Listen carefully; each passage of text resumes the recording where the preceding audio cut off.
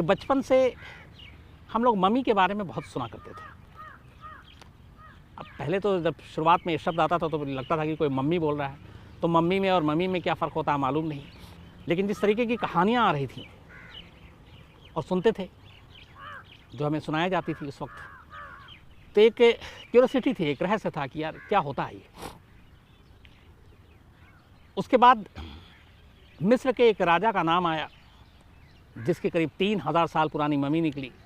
उसने इस कहानी को और ज़िंदा किया। फिर नॉर्थ कोरिया में एक खबर आई कि अभी जो किम जोंग उन है, जब इनके फादर की डेथ हुई तो उसकी भी मम्मी बनाई गई। रूस में लेनिन की मम्मी बनाई गई, ये भी खबर आई। तो फिर ये कि मम्मी होती क्या है, पिरामिड किसे कहते हैं, और इस राजा तूतन खानेम या तूतन खामुन या तूतन खामेन कहें, इसकी सच्चाई क्या है, कब्र से क्या ख़जाना मिला, और वो क्या श्राप है कि जो भी मकबरे को छुएगा या ताबूत को छुएगा या फिर राजा तूतन खामिन के नींद में खलल डालेगा, उनके आराम में बाधा पहुंचाएगा, तो मारा जाएगा। इस श्राप की सच्चाई कितनी है। तो ये सारी चीज़ें लेकर आज आपके सामने हाजिर हूँ। मम्मी और पिरामिड, जब भी मिस्र का नाम आएगा तो मिस्र के मकबरे, मिस्र की मम्मी, मिस्र के पिरामिड दुनिया के 7 अजूबे में से एक, इसकी कहानी हम लोग अक्सर सुनते हैं। तो मम्मी और मिस्र का रिश्ता क्या है, और ये मम्मी चीज़ क्या है। अपने देश में भी और बाकी दुनिया में बहुत सारे ऐसे देश हैं, प्राचीन देशों में भी एक मान्यता थी कि इंसान का पुनर्जन्म होता है, वो दोबारा पैदा होता है। तो इस मम्मी की जो कहानी और बुनियाद पड़ी वो इसी सोच के साथ कि एक इंसान जो मर जाता है उसके बाद वो दोबारा ज़िंदा होगा, तो वो दोबारा ज़िंदा हो और उसी शरीर के साथ ज़िंदा हो जिस शरीर में वो अभी ज़िंदा है। उसको लेके एक सोच आई कि क्यों ना अगर जब दोबारा ज़िंदा है, पुनर्जन्म होना है, तो इसी शरीर, इसी शक्ल सूरत के साथ पैदा हो, तो उसके लिए क्या किया जाए। तब वहाँ से इस मम्मी का चलन शुरू होता है। बहुत सारे लोग कहते हैं कि मम्मी जो है ग्रीस पुरानी उसकी भाषा है मिस्र की, और उसी से मम्मी बनी है प्राचीन भाषा। लेकिन बाद में पता चला कि असल में मम्मी का जो शब्द है वो ममुन एक अरबी में शब्द है, जिसका मतलब होता है मोम या फिर किसी और चीज़ के तेल का जो लेप होता है, उससे बनाई हुई जो भी चीज़ उसे कहते हैं। आज भी कहते हैं मिस्र में 10 लाख से ज़्यादा मम्मी है। आज भी दुनिया के कई देश मम्मी बनाकर मुर्दों को सहेज कर रखते हैं, और सिर्फ इंसान नहीं बल्कि जानवरों के भी। मिस्र में भी और बाकी देशों में ऐसे बहुत सारे मम्मी मिले जो जानवरों के थे। उसके पीछे सोच ये थी कि जिस तरीके से इंसान अपने रिश्तेदारों को, अपने चाहने वालों को प्यार करता है, तो बहुत सारे ऐसे थे जिन्हें अपने पालतू जानवरों से बड़ा प्यार था, और उनका ये भी था कि पुनर्जन्म होगा तो फिर ये भी उसी रूप में पैदा हों, और जानवरों के भी बड़े मम्मी बनाए गए। तो मम्मी का ये चलन मिस्र से शुरू हुआ, ये हम सब जानते हैं। लेकिन मम्मी बनाई कैसे जाती थी, क्या होता था। कहते हैं कि एक मम्मी को तैयार करने में 70 से 75 दिन लगा करते थे। और सबसे पहले जिस इंसान की मौत होती थी, और एक चीज़ यहाँ पे भी और भी है कि यहाँ पे भी अमीरी और गरीबी की बात है कि हर शख्स के बस की बात नहीं थी कि वो मम्मी बनाए, क्योंकि उसमें काफ़ी खर्चा था, काफ़ी चीज़ें थी। तो एक मम्मी को बनाने में 70 से 75 दिन का वक्त लगता। जब किसी शख्स की मौत होती है और ये होता कि इसको सहेज कर रखना है इसकी लाश को, तो सबसे पहले उस मुर्दे की जो शरीर की नमी है, उस नमी को गायब करने की प्रक्रिया होती, ताकि वो पूरे जिस्म से जो लाश है उसमें कोई नमी बाकी ना रहे। नमी बाकी ना रहे, उसके बाद फिर बाकायदा उस लाश पे अलग अलग तेल और दूसरे रसायन, उन सारों के लेप लगाए जाते थे। फिर इसके बाद उस लाश को कपड़ों और उसके पट्टियाँ बनाई जाती थी, जिससे पूरे लाश को ढक दिया जाता था। कॉटन की परत दर परत भी इस पे लपेटी जाती थी लाशों पे। इसके बाद कहते हैं कि इसी लाश के आकार कदकाठी के हिसाब से एक लकड़ी का ताबूत तैयार किया जाता था, और उस लकड़ी के ताबूत में उन तमाम लेप्स और जो बाकी चीज़ें होती थी, उस लाश को फिर उस ताबूत में सहेज कर रख दिया जाता, और फिर उस लकड़ी के ताबूत को बंद कर दिया जाता। और उस पर अलग अलग, ग्रीस में ख़ासतौर पर मिस्र में ये था कि उस पर जानवरों के और दूसरे चेहरे बनाए जाते थे, और उस पर उसके नाम भी लिखे जाते थे, ताकि बाद में जब वो पुनर्जन्म हो तो उसको अपनी शिनाख्त, अपनी आइडेंटिटी में परेशानी ना हो, इस सोच के साथ। और कुछ धार्मिक वाक्य भी लिखे जाते थे। फिर उस लकड़ी के ताबूत में बंद करने के बाद उसे ज़मीन के ऊपर पत्थर के एक दूसरे उसमें रख दिया जाता था सहेज कर।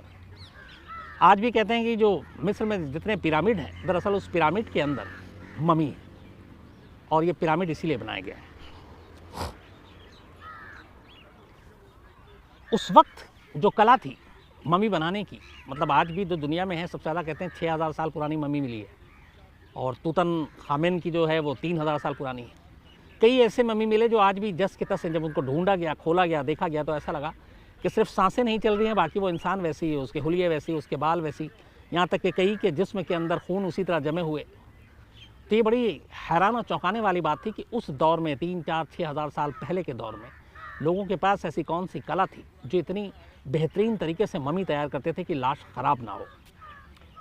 अगर आज के मौजूदा दौर में देखें तो इसको थोड़ा सा ऐसे जोड़िए कि जब किसी इंसान की मौत होती है और बॉडी को कहीं एक देश से दूसरे देश ले जाया जाता है, और या फिर कहीं ऐसी जगह पे जहाँ पे वक्त लगे और लाश ख़राब होने का ख़तरा हो, तो उस पर भी लेप लगाई जाती है ताकि वो बॉडी ख़राब ना हो। तो क्या ये लेप हज़ारों साल पुरानी उस ममी के जो फार्मूला है रसायन के, उससे कुछ मिलते जुलते हैं? क्योंकि साइंटिस्ट इसको लेके दो अलग अलग राय रखते हैं। कहते हैं कि उस वक्त जो इन लोगों के पास पूरा एक फार्मूला था वो नायाब था, जिसकी वजह से सालों, सैकड़ों सालों, हज़ारों सालों तक लाशें ख़राब नहीं होती थी। और वो फार्मूला क्या था उसको सही आज तक कोई पकड़ नहीं पाया कि वो चीज़ें क्या थी। तो बहुत सारे जानवरों के भी इसी तरह से ममी मिली, और बहुत सारे इंसानों की, जैसे मैंने कहा कि मिस्र में अकेले सिर्फ करीब 10 लाख ममी है, दुनिया के कई और देशों में है। तो कुल मिलाकर ममी बनाने और ममी को सहेज कर रखने के पीछे सोच सिर्फ एक थी कि इंसान दोबारा पुनर्जन्म होगा, ज़िंदा होगा, और जब वो ज़िंदा होगा तो फिर से उसी शरीर में ज़िंदा हो जिस शरीर में अभी वो है, और इसीलिए उसको सहेज कर इस सोच के साथ रखी जाती थी।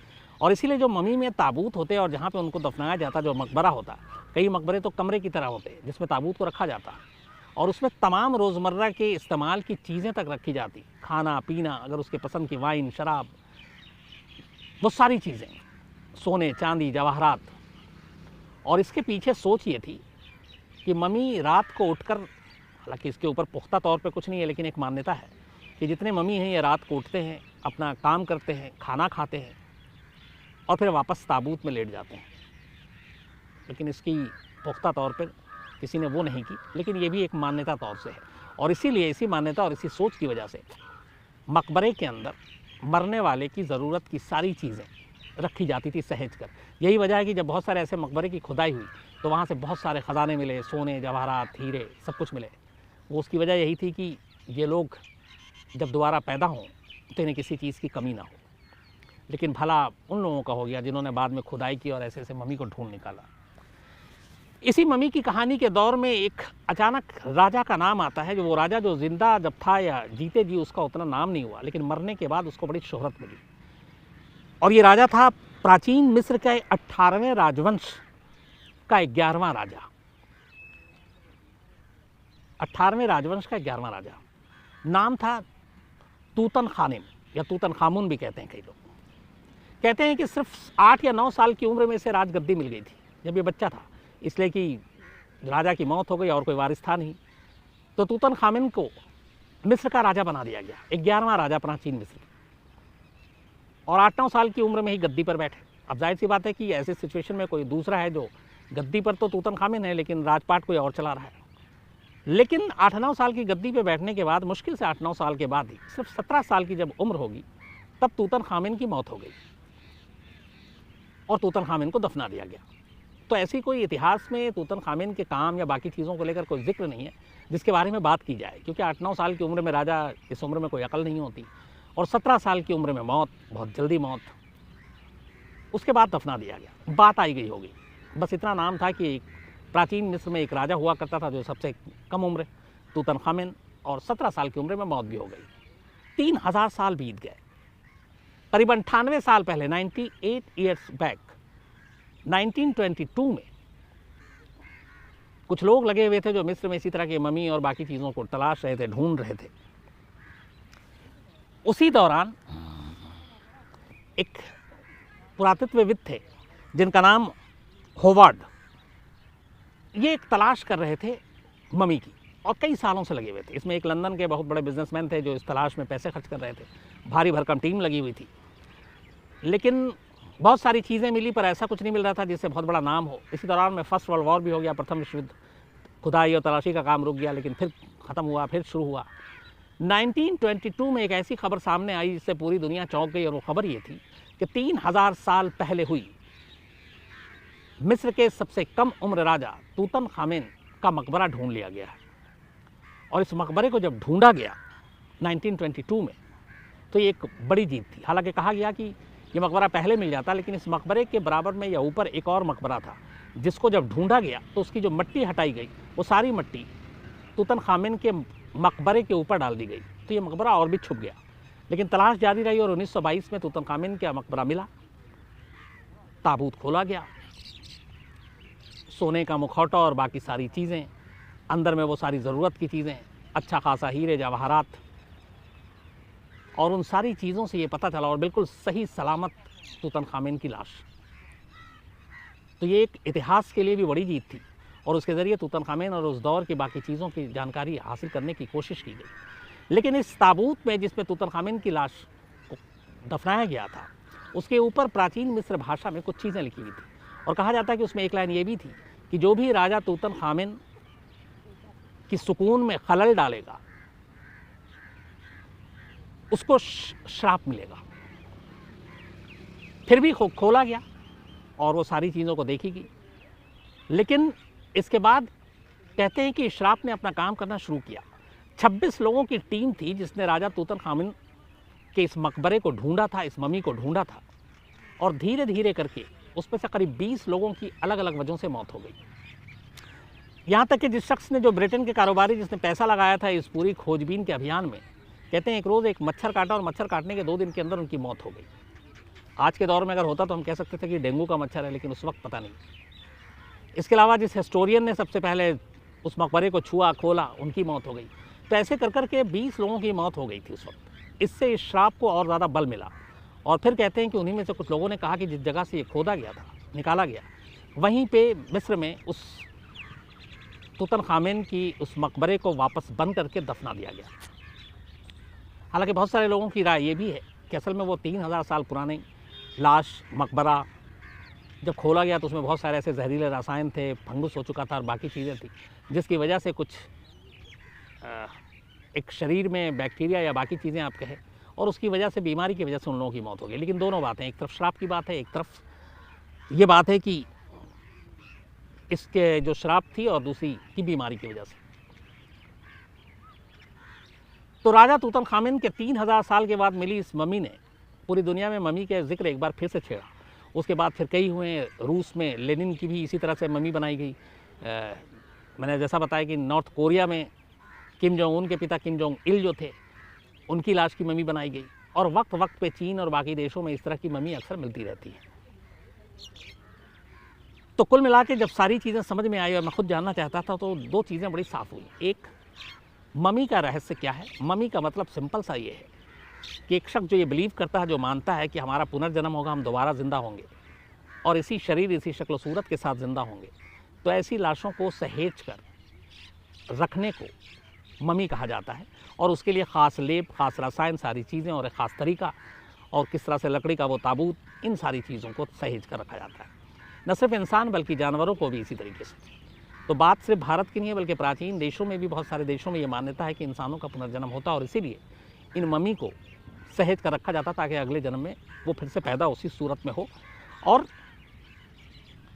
इसके लिए बाकायदा सारी जो तैयारी थी वो की जाती थी। लेकिन उस दौर में भी आम लोगों और गरीबों को ये सहूलियत नहीं थी, क्योंकि जैसा मैंने शुरू में कहा, 70-75 दिन का वक्त लगना एक ममी को तैयार करने में, बहुत सारे लेप, बहुत सारे रसायन, और फिर अलग अलग शरीर से आपके नमी को गायब करना, और भी कई प्रक्रिया, तो उसमें पैसे भी खर्च होते, आम लोगों के बस की बात नहीं थी।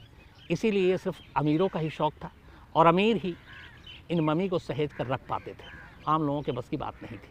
तो इस कहानी से एक नसीहत ये भी मिलती है कि दौर चाहे कोई भी हो, आज का दौर हो, 6000 साल पुराना दौर हो, अमीरी और गरीबी का भेदभाव हर दौर में रहा। अमीरी और गरीबी का न सिर्फ भेदभाव रहा, बल्कि पैसे के बल पर अमीर क्या हासिल कर सकते हैं और गरीब क्या नहीं कर सकता है, ये शायद हर दौर में ये सारी चीज़ें रही। तो मुझे लगता है कि इस थोड़ा सा लीक से हटकर मम्मी के रहस्य, मम्मी की कहानी आपको अच्छी लगी होगी। तो अपनी राय दीजिएगा और इस बारे में अगर और भी कोई जानकारी तो ज़रूर बताइएगा ताकि इसको आगे शेयर करें कभी।